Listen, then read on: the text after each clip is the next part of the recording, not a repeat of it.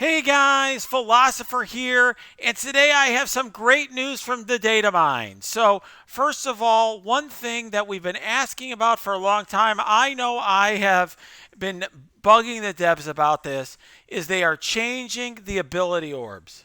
So, right now, we have ability orbs that are kind of worthless. I don't know if you have these. I'll show you now, I've been saving mine up, not because not because I don't need ability mats, I need T4s. But these ability orbs are basically the worst thing in the game right now. I have 80 of them just sitting here. They're total garbage. You get T2s in the beginning, and any experienced player has tons of those. T3s, longtime players have tons of those. And then on the left pillar, you get literally a very small chance of getting like one or two T4s. It's a total garbage orb. So they're finally replacing this. Now, I got to say, I'm a little unhappy with how they're doing it. So they're saying they're going to finally rework these orbs. They have T1, T2, and T3 ability orbs, which is great. The T3 orbs will now reward T3 and T4 ability mats, which is the purple and orange.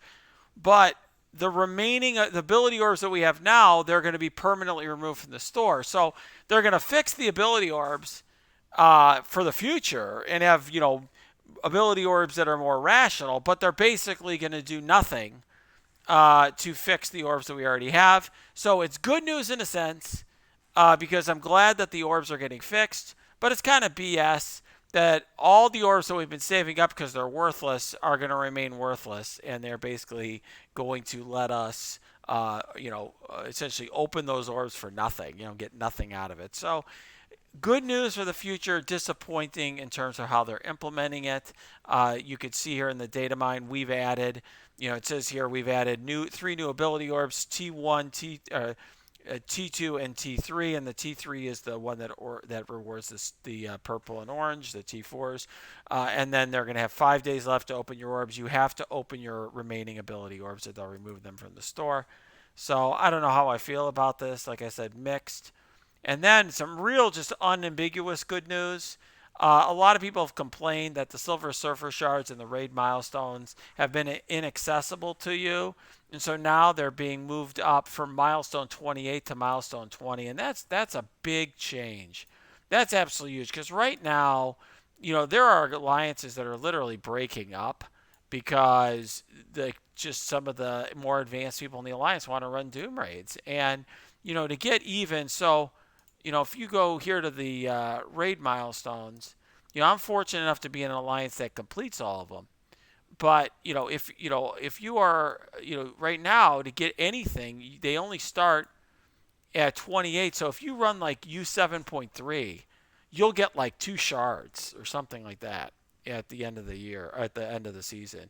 Or 4 shards, something really small. It's not unless you're running U7.5 or something like that where you're going to get a reasonable amount of shards. Or if you're running Doom Raid, you're going to get more. And it's definitely very end game oriented. It's meant to push you to do Doom Raids. They've heard that people are upset about that, and I got to say, there's nothing wrong with pushing people to try to do harder content, and I'm all for that. That's my mentality. But people have developed relationships in this game, and a lot of times you're staying with your friends in an alliance, and you don't want to leave your friends just to run harder content. That was actually a hard thing for me at a period of time when I had to make that decision, and I ended up sticking in my alliance until the leader retired for that reason. So I get that, and I think this is a great change, and no one should be complaining about this. So they're moving up from 28 to 20. That's huge change because if you look here, going from 28 to 20, so that's going from 20 million all the way to, you know, 4.2 million. So that's just going to open it up for everybody, no matter what level of content you're running. I mean, I think if you're running, my guess is, I haven't crunched the numbers, but I bet if you're running U7.0, you're probably going to end up getting Silver Surfer shards. So I think that's a positive thing for the game. Frankly, one thing that they've done that I really love is with Kestrel. They've made Kestrel kind of available to everybody. New players are using Kestrel. We've done some videos on that. It's free to play friendly.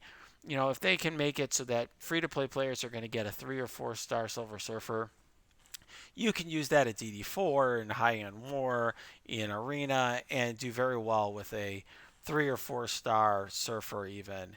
And that I think is the right thing to do for free to play players. Now obviously, 20 can still be a bit high for some alliance. Some alliances, obviously, if you're running U 7.0, you're not going to get a lot of shards.